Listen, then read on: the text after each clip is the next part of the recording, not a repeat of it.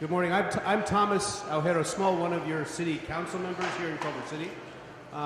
As part of our Culver City speaker series, aligned with our general plan update that we're in full swing working on now, and with the Art Walk and Roll Festival that we're here for today, I'm so happy to get to introduce Dan Sturges. I want to thank everybody who helped put this together, particularly our staff in advanced planning, and to the festival. I see the very retiring George Montgomery back there, who hides out but is largely responsible for a lot of the wonderful stuff that we see going on outside today, and all around. So I also want to recognize my colleagues here, our Mayor Megan Sally Wells,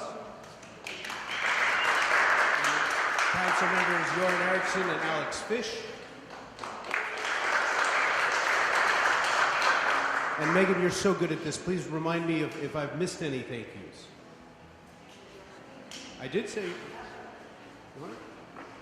Okay, I think we got everybody. But we are so fortunate to have Dan Sturges here. We all know that mobility and traffic is a major concern here in Culver City and throughout Southern California, particularly here on the west side. And as many of you know, we are expecting up to 10,000 more jobs in our community over the next 3 years or so. So mobility is going to become more and more of an issue.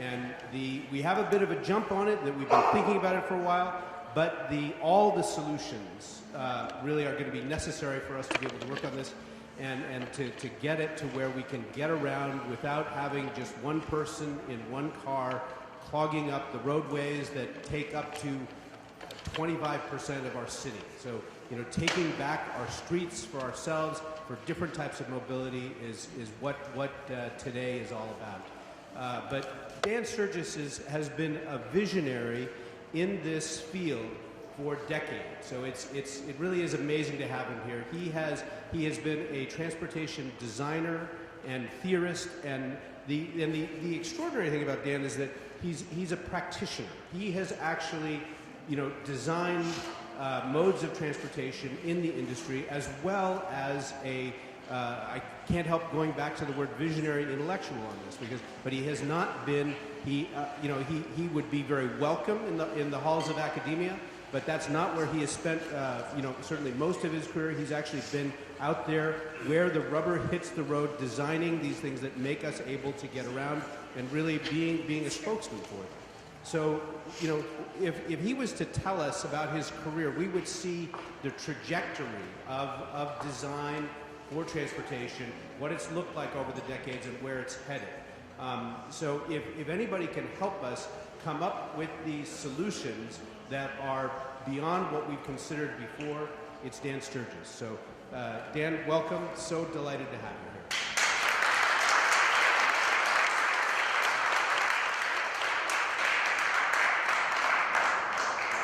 Hi, everyone. Is that on? I think I know a fair number of you here, so that's awesome. People still like me. This is my presentation about creating a master plan to really improve Culver City, and my canvas is pretty much LA County. I mean, that's where I think it's important to work. But yeah, we live on this planet, and it's a pretty trippy thing, and we don't have a lot of time to think about how amazing it is because we're struggling to go anywhere in our cities. And we get in our cars to go somewhere, but they maybe are not taking us where we really want to go. So I think that this is a time we need a new way of thinking about how to solve these problems. Traditional, like you can go to the car design world, and they're in their own silo. You can go to the public transit world, and they're in their own silo. Now there's Uber and Lyft in their own silo. We need to think more holistically and more creatively how we're going to solve these problems. So LA to be is a name that the city tried. It really never got much traction yet, but it's a fun name. My name is Dan Man, simple to remember. So I've got two systems here so I can know what's coming up before you see it. I'm here because George, where's George? George not here anymore?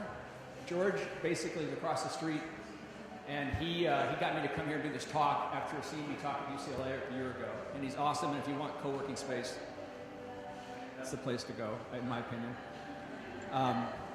So we're in this process of going from really an automobile culture, I'll call it an automobile monoculture, to a future that's mixed modal. And this is going to take some work to get there, but this presentation will address that. I lived in LA off and on since 1983. I know how awesome so much of it is. There's creativity everywhere. There's amazing destinations.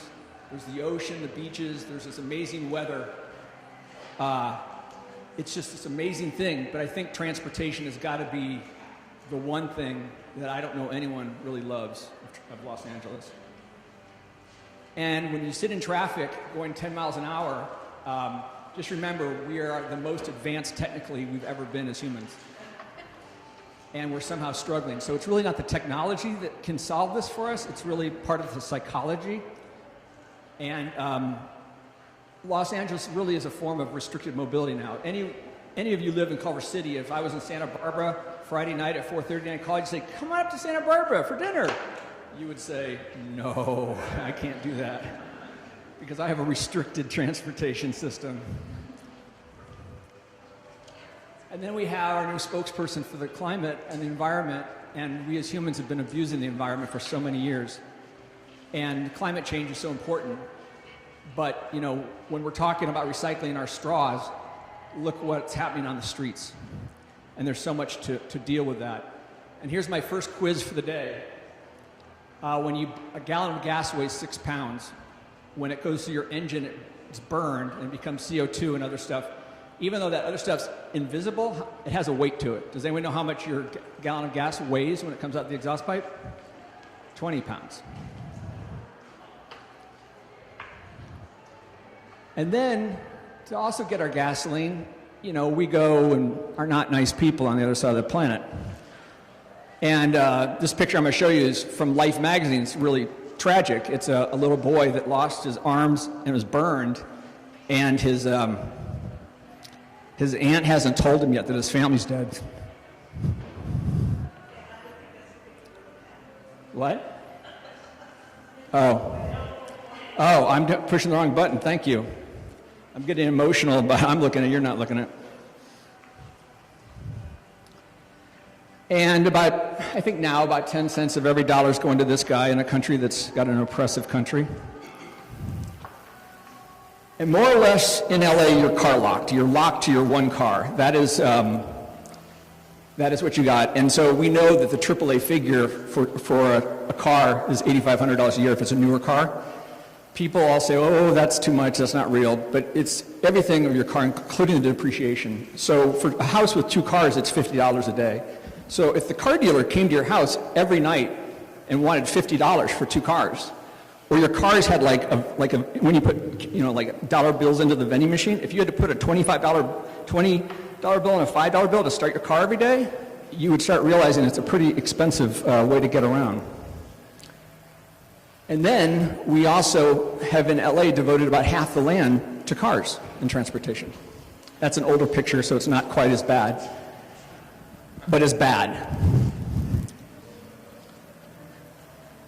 And last year they said there's no solution to this. So this is the end of my presentation. I stop here. But they were talking to these people in these individual silos who haven't figured out how to work together more creatively yet, in my opinion. And the thing is we don't even have to leave the planet to imagine a better world. We can go over to Copenhagen, where 50% of the people bike. And to me, for people in LA, the most remarkable thing about that is they do it in the snow. But in Los Angeles, 2%. So with all this going on, the fact you have restricted mobility, you can't move well, it's hurting the environment, the carbon emissions, getting gasoline from bad places on the other side of the earth, to the cost of your pocketbook, and there's not many places to bike, I guess, to feel safe biking or something, but it's not working. I mean, it's really, this city needs a reboot of mobility. Now, the public transit here is good. I mean, these people work hard. When my career stalled out in 2010, I drove a bus for 6 months. I know what it's like to drive a bus. They work really hard to get the light rail and the buses and do all this stuff. And, you know, it's getting better because now you have a phone that'll take you across this crazy map, because nobody's going to give up their car for that map. But the problem with it is no matter how well they do their bus system here or light rail system, it's slow. And like when I lived in Culver City a few years ago, I took my bike to the train, to the other train, and biked in Long Beach, and the whole trip took me 2.5 hours one way. So if we're trying to get people out of cars, and we're trying to get people on the train, now I wouldn't want to propose any of the solutions I have without a good metro system, and the metro system should be better. But thinking that the metro system is the only alternative to the car is not going to get us there. So we have this new reality. We essentially live in a global city now. I can send a book in a PDF format to New York in 1 second. We have this whole new reality, and we have these new businesses that I'll call iTaxi. Uber, Lyft. To me, it's just a taxi. You use your phone as a mini computer connected to the internet. So I have an iTaxi. Well, they're not supposed to call them taxis because all these regulation things. It's ride sharing or ride hailing or something like, I don't know what that is. I know what a taxi is. And it's remarkable. It's remarkable what Uber and Lyft and iTaxi is doing. How many people here have taken an Uber and Lyft before? Almost all of you. So you know what it's like to open up an app and pretty much have a ride within 5 minutes and go wherever you want to go directly. But the problem with this is it's expensive. So it's about $2 a mile, maybe a little less, but if I go up to Sherman Oaks, I'm looking at a $56 round-trip ticket on an Uber or Lyft. Sorry. But here we are at this time where we can, you can do car sharing where you walk up to the car, put in your PIN code, and start the car. We have the ability to change vehicles in less time it takes for you to see the light. You get to a red light, and how long? 2 minutes before it's green? In that amount of time, we can change a vehicle. And there's car sharing, bike sharing, and scooter sharing. And we can also now bring everything to us. I'd like to see the reality TV show if somebody decides to not leave their house for a year, they're just going to bring everything to them. So we kind of live in this world now where we have the car to go to these places and have the dentist 10 miles away, or we stay at home. And my talk's about something in between, a halfway, the neighborhood. Now, autonomous vehicles, Larry was at Volvo. I'm not going to talk that much about autonomous vehicles. They're amazing. They're coming, but they are not going to simply just magically solve our problems. If we're all driving cars that are too large, a self-driving car is not going to make that much better. So if we have someday, like all of us in the next 3 years, you're going to come to a four-way stop sign, you're going to look to your right, and there's going to be no one driving that car there. And you're going to go like, holy cow. It'll be the first, it'll all happen to us. You remember where you were in 9/11? When that towers went down, you'll remember when you see your first car with no one in it, drive up and wait for you to go across. And then at some point you'll see more of them, and then you'll ride in them, and you'll think they're amazing because these master computers are controlling the car. But at someday, people aren't going to give a crap about any of it. It's like an airplane. That's a small neighborhood traveling in an aluminum tube with wings at 550 miles an hour, 5 miles above the Earth's surface, and they're up there looking at their iPads, drinking orange juice and snoozing, and nobody gives a crap that that's what they're able to do. We will move past the amazement of self-driving cars someday. So here's quiz 2. Can anyone figure out the words that are missing? Well, I'll answer it for you. A design tool. So the last paradigm of new transportation was the car. And when Henry Ford invented the Model T, the average American never went more than 25 miles from where they were popped out of mom's legs, where they were born. They never went more than 25 miles in their entire life. But with the car, we created the suburbs, where 60% of us now live. So the car became a design tool for reshaping the urban form. Quiz number 3. So everything mobility and transportation, trillions of dollars, all the car companies, public transit, everybody, connectivity, Facebook, Google, all that. What's the word above it? It's all about access. So here's LA County. If we look at your cars from the helicopter, they're all like rectangles, right? They're all kind of the same size. You got 6.5 million cars here. Rolling rectangles. And it's a monoculture. And the thing is when we have a car society that has these cars where you can get in out of your, like you have a house in Mar Vista and you open your garage, if we just thought about the pavement as waterways and your car was a little boat, you could take your little boat out the driveway and the boat down the street on the water, and you have 40 some odd million miles of little boatways across the country. You can take your car all the way to a driveway in Minnesota. It's fantastic. It's amazing. But it's a monoculture, and a lot of times people go like, well, what's the next monoculture? What's the way the future's going to be? But we really think it's going to be a lot of smaller solutions, not one thing controlling everything. So don't look for another monoculture. The other part of it is when you're sitting on traffic, only 5% of the cars have to come off the freeway, and speeds will go up 50%. We don't have to move all of society to a non-car reality. You move 10% of the people into something that uses less space, 20%, you're going to start seeing the freeways here move like they did 30 years ago. So here's the crux of it. I call it the guy's sitting on the left and he's alone. I call it the left alone syndrome. So a commuter in LA is usually 1.1 people per car. So that's a 20% load factor. And one of my friends, I said, how do you make a video of this? He goes, just show someone going to the beach with 5 beach chairs, open up their 5 beach chairs like that, sit in one, the next person comes with 5 beach chairs, sits in one, and you just see the beach fill up with beach chairs. But if you run United Airlines, you're the CEO of United Airlines, how long can your airline fly at a 20% load factor? 1 week, and then you go out of business. So this is what we're doing. We're now in the internet age. We're in the age when you can get what you need, when you need it, right size it, don't get too much, get your insurance just for how you drive, customize it, don't have all this extra stuff you don't need it. But look at the freeways here.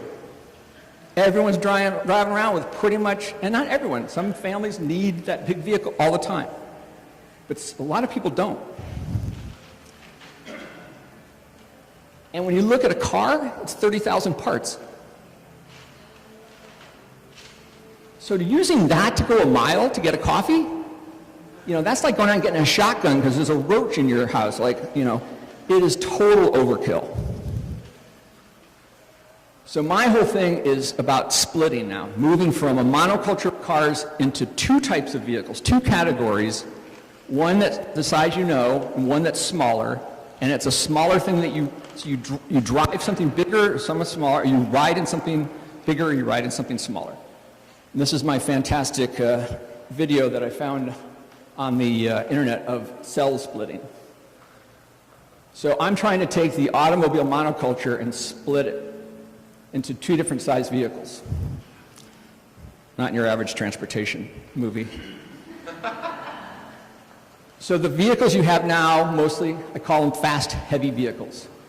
Cars, SUVs, minivans, pickup trucks, the delivery trucks, even the buses are there, and the light rail trains. Anything that basically can go up to 70, 80 miles an hour, it's a fast, heavy vehicle. The new category is the light, low-speed mode. And that is something that is a pedal bicycle, and we want more pedal bicycles more than anything. And then other kinds of smaller electric vehicles, and then also a new type of local shuttle. But this is the key to what I'm going to talk about today is light, low-speed modes, fast, heavy vehicle, 2 categories. And how can you redesign Los Angeles with 2 categories of vehicles and not 1? So basically, if I use a tier system, the local vehicles are tier 1, the cars we have are tier 2, and that 500 mile an hour airplane is tier 3. And then if Elon Musk is here, Elon, are you here? He would say, Dan, I think you forgot one. It's like, oh yeah, Elon, 4 to go to Mars. But what we've been doing in LA and a lot of places is we're basically trying to get people on bikes. And bikes take effort. And that's partly why they're great, because you work out.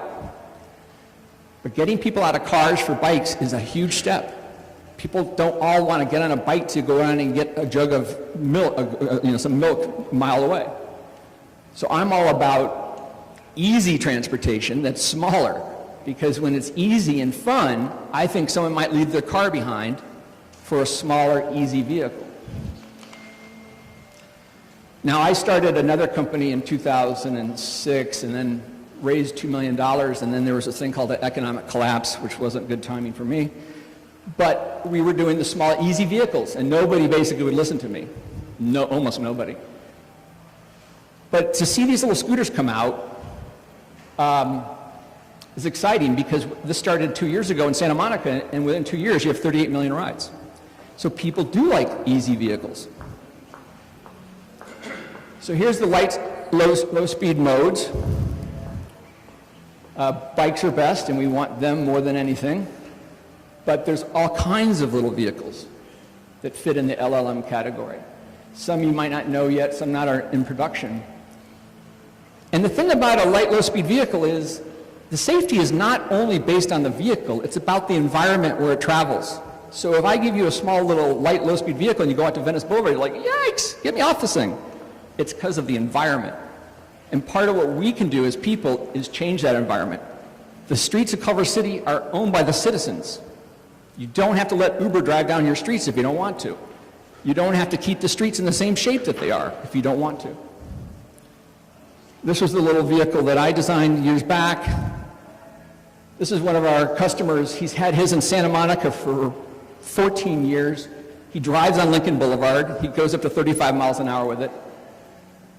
He bought it and had 2 cars in the family, his wife and his son, and then they sold 1 car, and then they sold the 2nd car.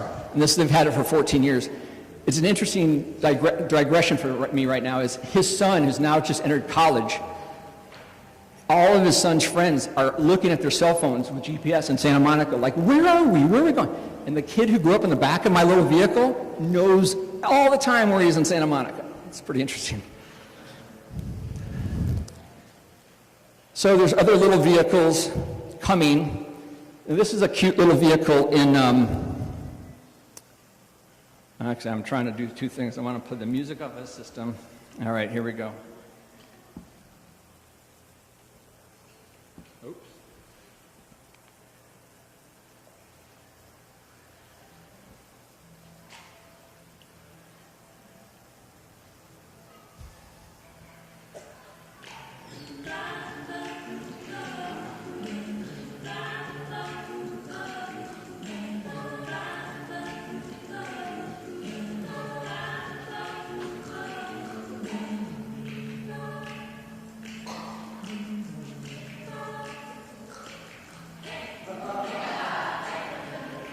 Now, because the Europeans, they've developed a system where the battery comes out because there's not charging on the street, and they take their battery up to their homes, which is interesting.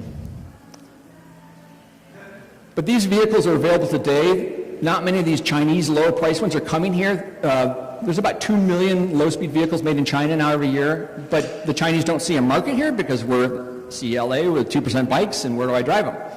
But there are vehicles that are very inexpensive, and you know, someday you might go to the Honda dealer and say, well, I might take this Civic, or let me have 10 of those. But I will tell you, in LA, there's work being done to look at how small vehicles fit, but even though I designed a 2-passenger side-by-side vehicle, it takes a lot of space. So I'm a bit more of an advocate these days for a neighborhood vehicle being a tandem seat, and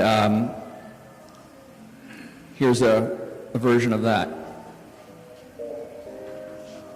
This is a pedal electric. It's pedal and it's electric powered. You could have it without the pedals if you wanted, I guess. But this is narrow, not even wider than a bicyclist.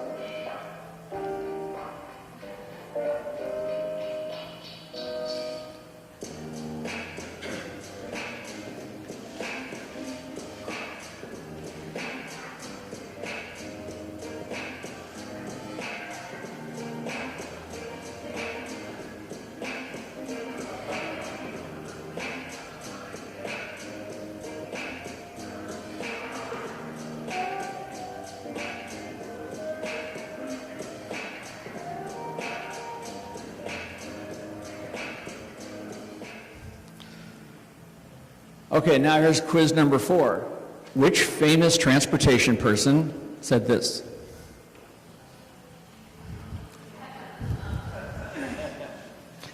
As we say, Elon is really good at thinking big, but not so good at thinking small. But the other part of this is the shuttles. We have this ability that not to have a small vehicle to get to your neighborhood mobility center or to the local stores. This is just a quick. This is a quick video by Toyota.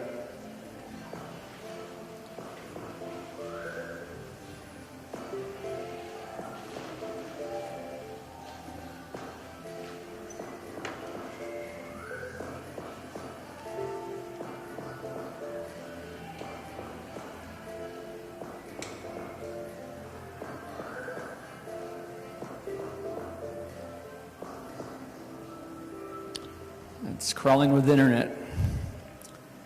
Okay, so after all my many years of doing these small vehicles, there's 2 basic things that are really important to start right-sizing transportation in LA County.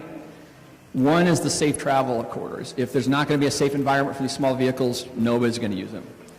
The second thing that I've always wanted to do, and it's been hard to do it until now, is how do you get a small vehicle into someone's house, but it's not an additional vehicle? Like if you're a 2-car house and here's your neighborhood vehicle, now you have 3 vehicles to deal with. I've wanted the small vehicle to come and replace a car. And so to do that, it takes the kinds of ideas that I'm going to show you now going forward, which is how to create a way to not have to own that second car. And I also need you to kind of become a dreamer now. Like here's a beautiful car from 1970. The same year, there was a designer in Italy designing this vehicle. Because a show car, you just don't worry about the constraints. You just basically think, what do you want to make? Maybe it's not manufacturable. Maybe it won't even drive down the street. It's just to show your idea. But we don't do that enough in urban mobility and solving cities' problems. We don't think, when I show you some new ideas, you don't have to go like, well, is Uber going to provide that? Or does the city? We don't have to worry about that right now. So my solution I call GoPoint, which is a proposal for a new type of a hybrid public-private transit network that uses these small vehicles. But to go into GoPoint, the first thing is you have to think about urban densities. Too many transportation conferences, people don't talk about the differences between New York City and Torrance, California. In downtown San Francisco, I call it a thick city, like a thick steak. And thin city, public transit just hardly works in thin city. And, LA County, look at the valley, or, you're in a corridor here from Culver City to downtown LA, it's a little denser than thin city. But going south or south central LA or down into Orange County, most of it is thin city. And so I started working in 2004 with CalStart out here. And I showed up to do, it was called the Clean Mobility Project, and I said, let's call it first mile, we'll do first and last mile, and this was in 2004, because I saw the need for these little vehicles to help people get to transit. And the thing is, if I live in Pasadena and I need a little electric bike to get to transit, and it's going to take me to Torrance someday, I might need the electric bike in Torrance to go the last mile. You need a network.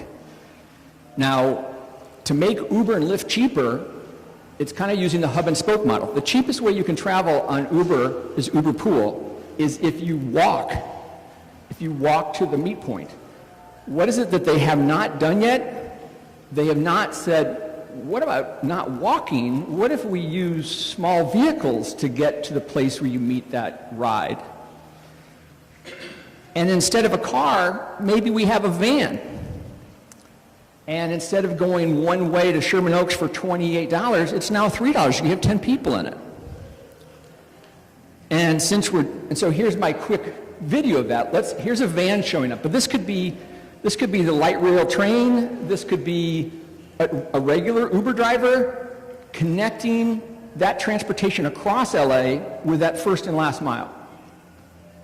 I mean, it's almost worth watching that again. I mean, they're only proposing walking right now, but small vehicles can get you to a type of a transit where you're riding with what I'll call a group mobility vehicle. So what I'm talking about is LA not creating 10 mobility hubs. I'm talking about LA County creating probably close to 300 mobility hubs.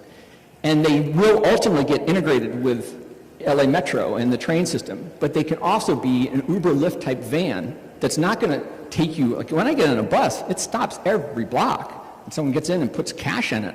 This van would take you from your neighborhood, if I'm going to Torrance, it'd take you straight down to Torrance with 8 other people, because it's like a new evolution of the Uber Lyft model.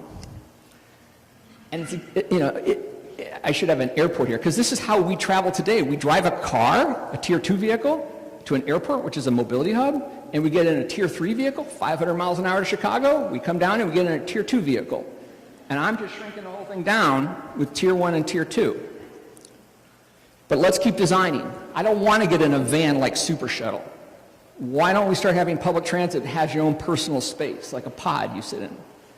Why don't we have transit that gives you privacy where you can make phone calls? People love their cars to listen to their music and have their privacy.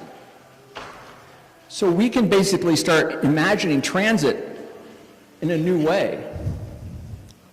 I mean, what I'm about to show you may look a little too far, but remember, 10 years from now, we're not all going to be looking at our phones. There's a whole new paradigm of spatial computing and the new interface coming, and whether we have goggles on or glasses or whatever it's going to be, we're going into a new dimension.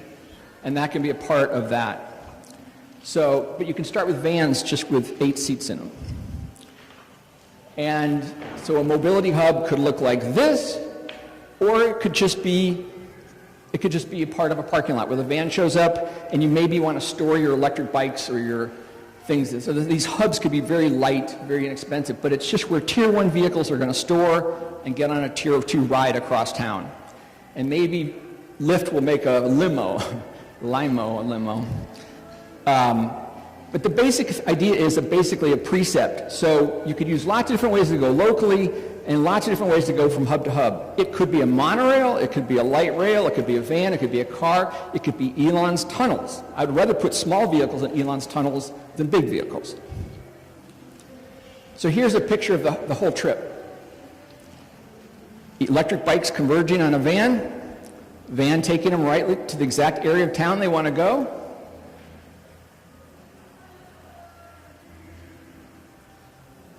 And they ride to their destination.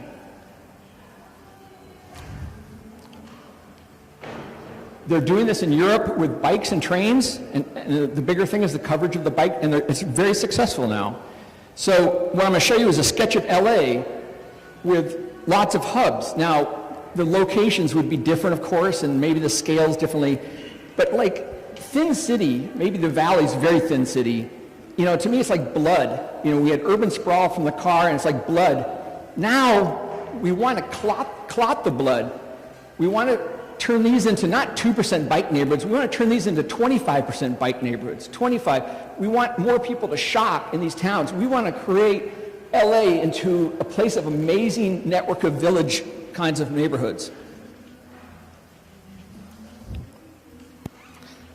Okay, so to get this started, like, I can't probably have bike sharing at every little one of those circles you just saw. So let's think about vehicles on vehicles, car ferries, bikes on shuttles, or on buses. So maybe a way to start is carry your electric bike on the back of the van, so you don't have to have the shared service waiting for you. But we can do all kinds of things. It's just a matter of envisioning it. So this is a crude video, but it just shows you an ugly strip mall and how it would transform from this first Go Point station.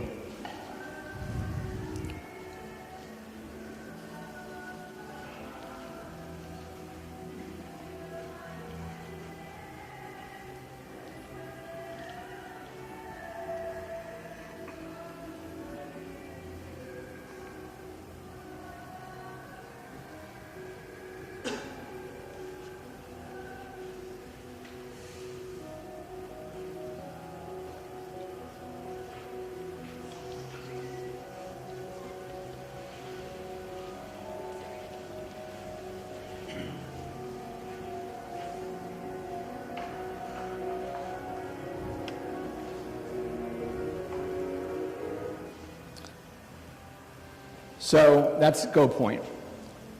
So the idea here is you could take a 5-minute break before the second half, or you want me to just keep going? Huh? Break? All right, 5-minute break. The last part. And again, thanks for everybody for coming. It's good to be able to present these ideas here. And it's exciting because what I'm talking about, a lot of this is the city streets are your streets, and you have to necessarily let Uber drive down them or whatever. And a lot of the process to kind of fix it is for us, the public, the citizens, to get control of the streets. Get control of yourself. Get control of the streets. And you'll get to walk out of here after my talk onto a street that doesn't have cars today, which I think is a nice compliment to what I'm trying to say. So, one of the things in this thinking of zones for vehicles, this was done by MIT in 2008, and the yellow circles at the edge are where the fast, heavy vehicles park, and you get into a small vehicle going into the city. So this has been thought about for some years. I also think about like people like in that San Francisco, or maybe this is in downtown LA, somebody drives their car. You know, in a fixed city, the first and last mile is in an elevator. And, but if we use the same thinking and we have our car drive up to a building on its side, and when you get out of your car, you get into a different vehicle. So this is intermodal, this is multimodal, but basically the little vehicle can drive you into the community. So we could basically be redesigning. I mean, I'm not talking about Santa Monica banning the fast, heavy vehicles from Santa Monica. Maybe in 20 years someone does that. But you could be building new communities where the cars stop, and you have lots of walking and biking, but you get into a different mode of travel inside the community. Sorry, I'm just catching up on my other screen. So here's a vehicle. Oops, sorry. This is a joint venture between Segway and General Motors 10 years ago for a little car, a vehicle. Now this could easily be automated or self-driving or autonomous. Like Culver City could essentially make a ramp system that goes over, it could be a bridge, but there could be a level up there. But these little vehicles that are driving a computer, they could stay on the ramp, just go right by the edge and not have a very big track. And then this next one is a Toyota vehicle from 10 years ago.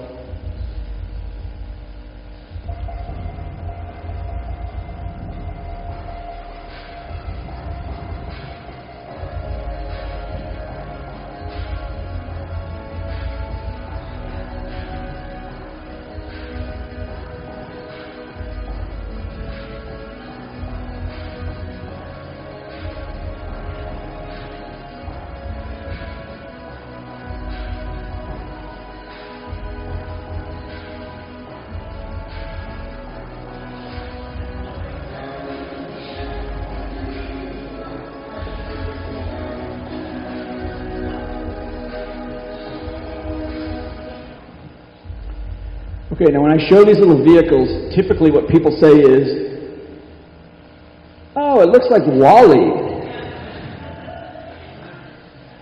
And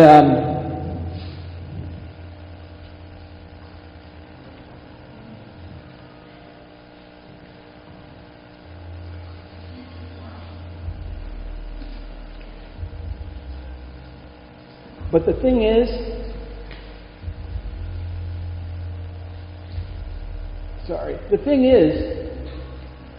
that first picture I showed you, that car in LA Freeway with only one seat filled, we already driving like Wally. We already have the big screen in our Tesla Model 3, and we have our big gulps, but we have 3-4 seats in this huge piece of land.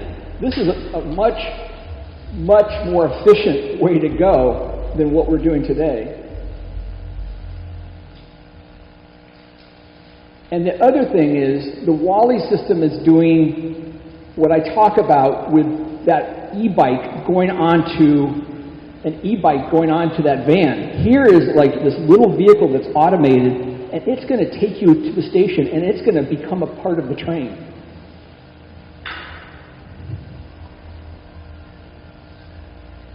So that's a bimodal system. Actually, one of the best transportation systems ever shown to the American public. They all think it's horrible. I mean, I could ride my little vehicle up to a monorail in Pasadena, shoot down to Torrance, and ride my little vehicle to my meeting. And I could go to a station, maybe with my little headset on, my VR headset, and that little seatmobile would transfer to another train without even knowing. I'm just watching a movie. But what's the main problem with the with the Wally model? Anyone know? Why is it so bad? It's bad because there's no place to walk or bike. You're trapped on that motorized vehicle. But, you know, a lot of people say that I've shown my concepts of these little vehicles, like a seatmobile, and the seatmobile could drive into the train, and the seatmobile had a little track home, and the seatmobile could hang out in the neighborhood. This is where I want to see 90-year-old people. I don't want them in the, you know, senior center just getting ready to die. I'd like to have all kinds of people out in our communities, and these kinds of vehicles could do that. And it could take you in the home, but like I showed this to the editor of Dwell magazine, and she thought I was the devil. The devil, like why would I want to have a vehicle come into your house, even though most Americans want a car that goes right in their garage, and I'm just taking it a little further in. And she's like, well, we have to walk and bike and get exercise. So we make these car-free communities, and you park your car and you walk your groceries a half mile. It's great for you. It's like, yeah, but aren't we trying to respond to climate change urgently? So your big plan is to make it harder for people to get around? And I think if you get people out of these big cars in a big easy vehicle to a little easy vehicle, when you get a bunch of people in little easy vehicles, you end up with all this space for walking and biking.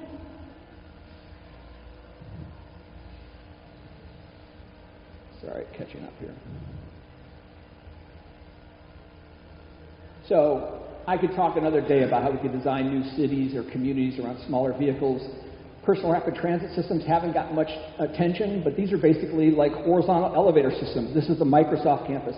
So if you get in this pod and you're going to the other side of the campus, an elevator stops at every floor that people want to stop at. This takes you right to your destination. And then this is kind of like, just in my sick mind, this idea of the Russian doll.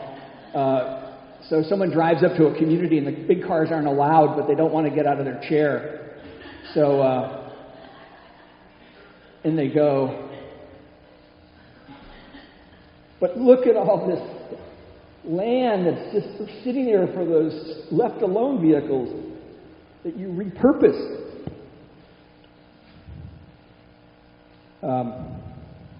Sorry. So I also did a quick project a few years ago for Seoul, Korea, and we called it Double Street. So we said, what if we could design the vehicles, because they have a subway system, but it's running at 300% capacity. I mean, it's like people are packed down there. So we had these wide streets. So we said, if all the cars in central Seoul were not the cars we know, and there was no big trucks, we would make these pod-like transporters, but they'd be low. We would dig the ground down 3 feet, and then put this whole biking and walking on top of it.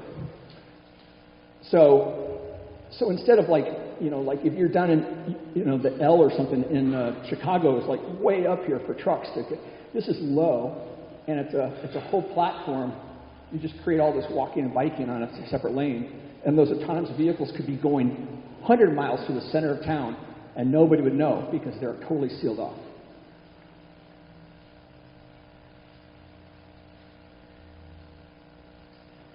Okay, so now, beyond my little idea of this little zone that you're in and things like golf carts, there's other vehicles. This is to go to Santa Monica now.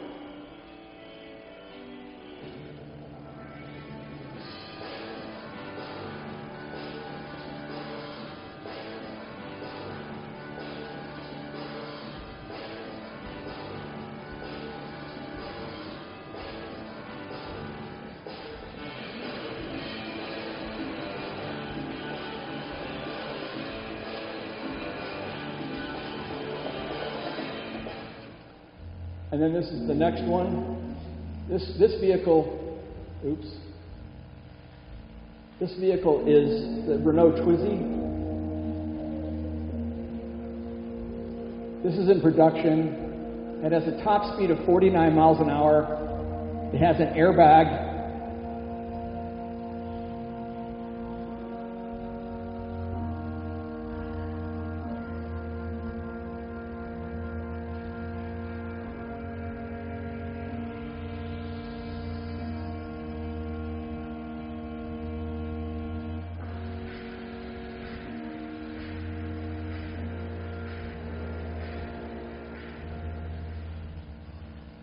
All right, so now here is our insanity. Today I can buy a motorcycle that goes 249 miles an hour, and I cannot buy a 49 mile an hour Twizy.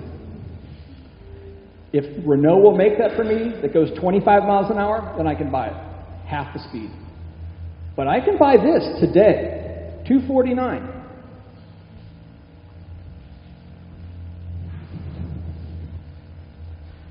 The other approach is to do what we call a narrow car, where you have tandem seat, but it's for a freeway vehicle. So Nissan made a concept like this. That's your control panel. You have a passenger behind you. This can split the freeway lanes on LA. So one lane going from here to Torrance, I keep talking about Torrance, but going on one lane down the 405, you can make it into 2 lanes for this type of vehicle. So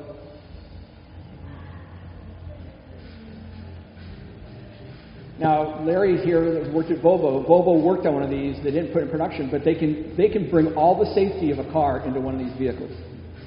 And with modern, like telematics and stuff, the fact you'll get hit or hit somebody is going to diminish as we go forward. But in a crash, you can be safe in a narrow vehicle.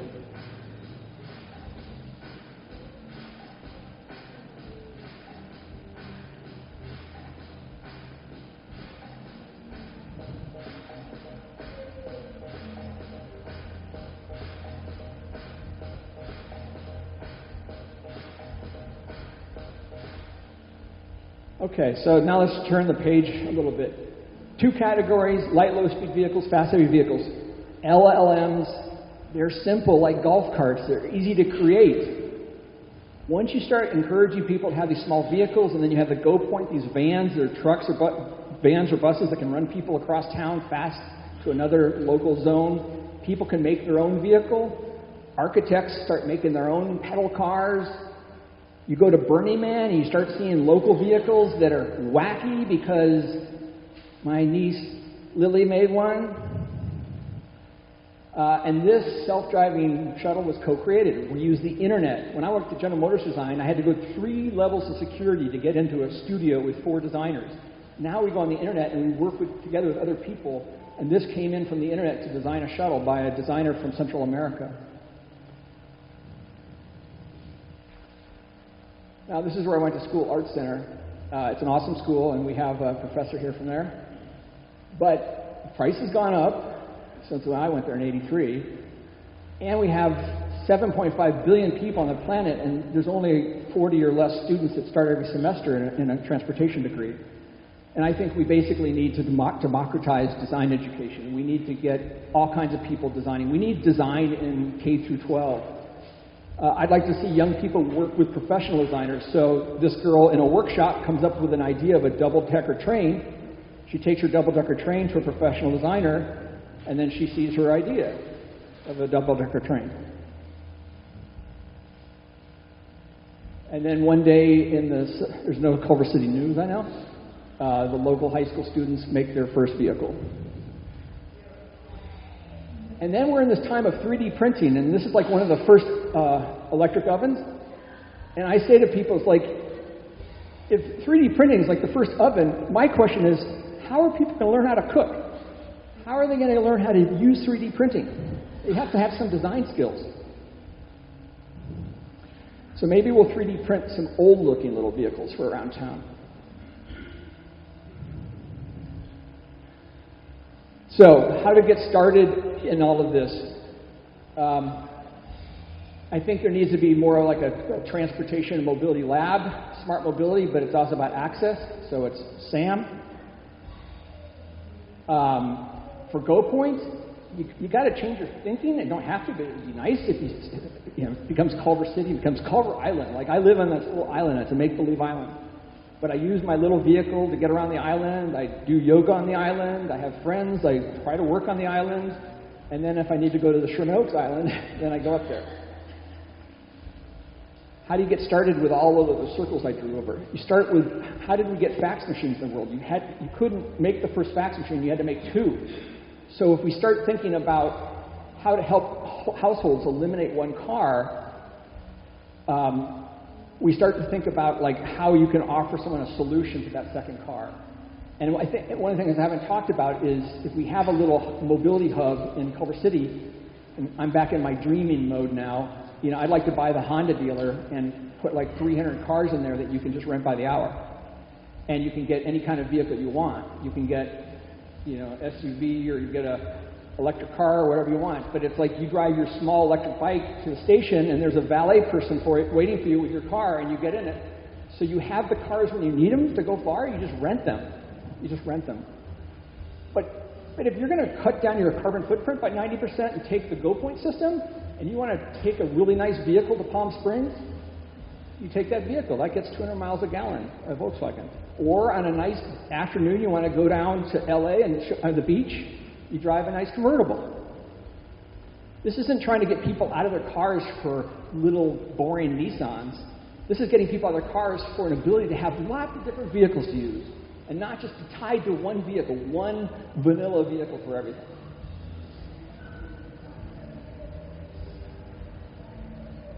So this is a hard graphic to look at, but basically the idea is you have your van. I have friends here from Ventura, like someone's up there, they get in a van, they get a little vehicle, so they go to Lyft and they pay for a mobility bundle. Maybe it's $200 a month. It's their little vehicle, it's all the rides they need to work and to other communities, and then they have their far cars to go far, their car sharing. And if they're going to use that excessively, the price will go up. And we also know where people are traveling to. We can actually figure out where to put these hubs because we have the data. You don't know this, but your phones are being tracked. They don't know who you are, but we can see where everybody's going. So in Culver City, you have a hub, and then you maybe have some people working down by the airport, and that becomes one hub for people leaving. And then, next to the new Apple building, you're encouraging the Apple employees that are coming from this area of town to basically come without their car and to have their small vehicle, go get on the van, have a small vehicle to get around for lunch in Culver City. And you just start like that. There's just two here for them, two here for them, two here from them, and it builds. And then for experience, like, people would hate me for this, I guess, but to basically have like a mouse hole, you cover the streets and only little vehicles can go in. I mean, basically, if I lived 4 blocks away and my e-bike would take me into the center, why would I take my car there? And like going and renting Dodger Stadium parking lot and having expositions where people can actually experience little vehicles with these mocked-up street environments to see if they like it.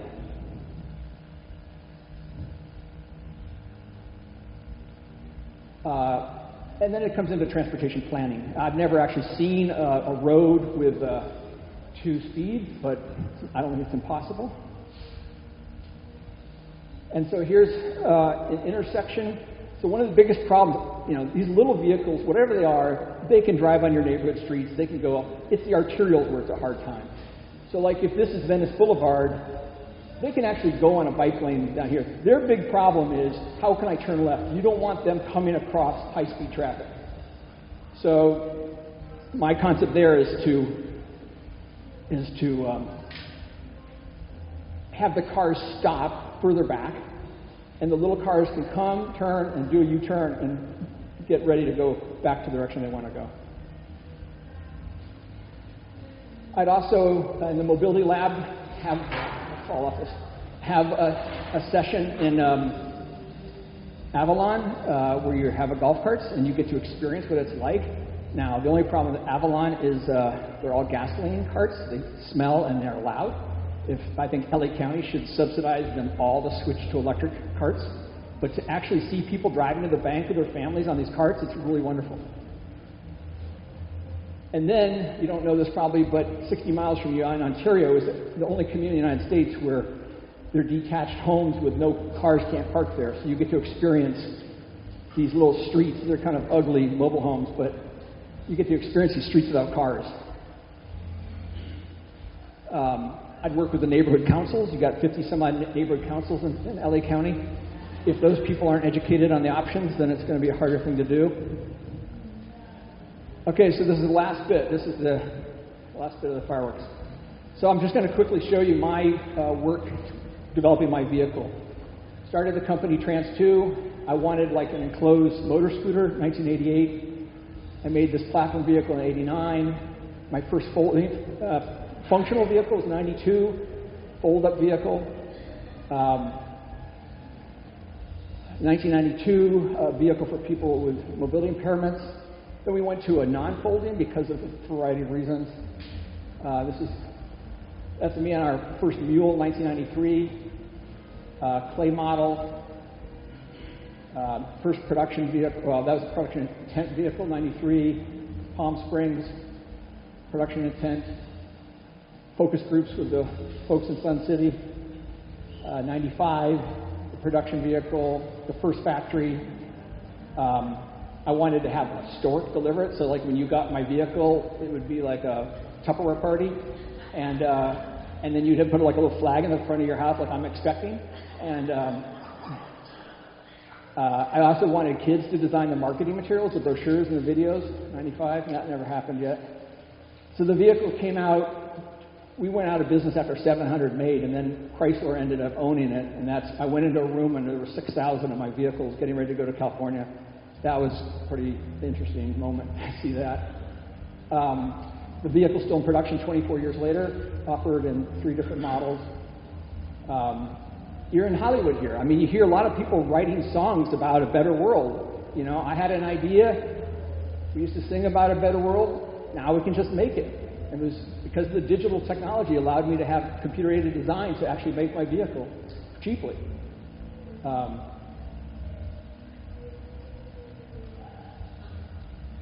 So this is about the end. So I started General Motors, created my NEV company. When I went out of business, I started working with the Institute of Transportation Studies, Davis. So I really crossed the tracks and started meeting the public transit people, meeting all these people. I was a bus driver for a bit. I was a professor. But in trying to change transportation, like these are 4 relevant leaders here. Phil runs LA Metro. Salita is the head of LA Department of Transportation. Logan runs Lyft, and Dara runs Uber. So Phil, mostly from Army, bus and rail operations in Denver. This is his time at Metro. Salita's awesome. I don't really know her. She comes from a history major.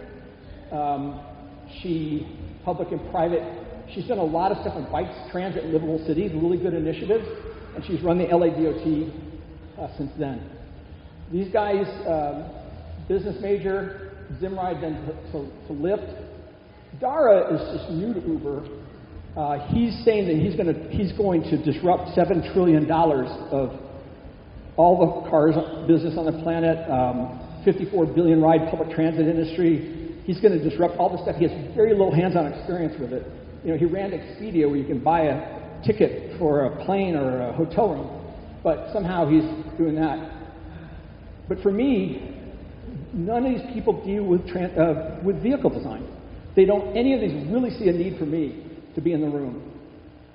So part of my story too is I focus on bimodal, but I'm also bipolar.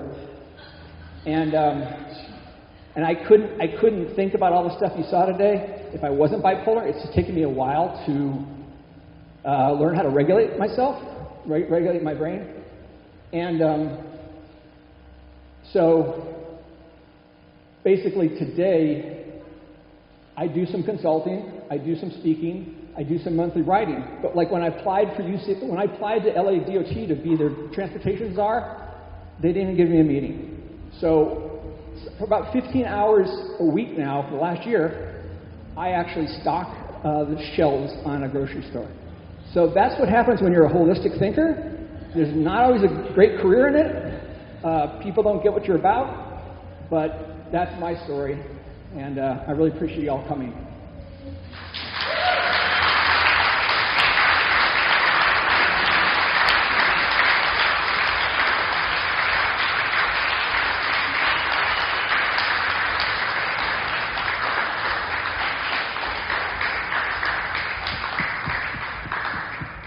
Thank you.